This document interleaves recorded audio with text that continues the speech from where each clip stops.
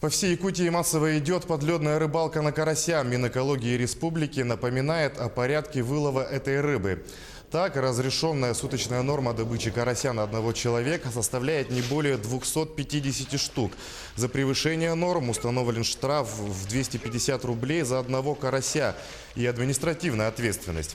Следует отметить, что любительское рыболовство с применением сетных орудий разрешается гражданам в целях удовлетворения личных потребностей. Любительская добыча карася разрешается гражданам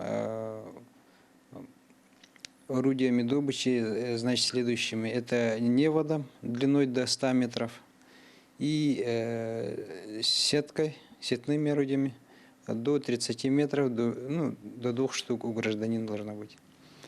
Это делается без разрешительных документов, без разрешения могут люди спокойно на карасевых озерах, только озерах, могут рыбачить на карася, да.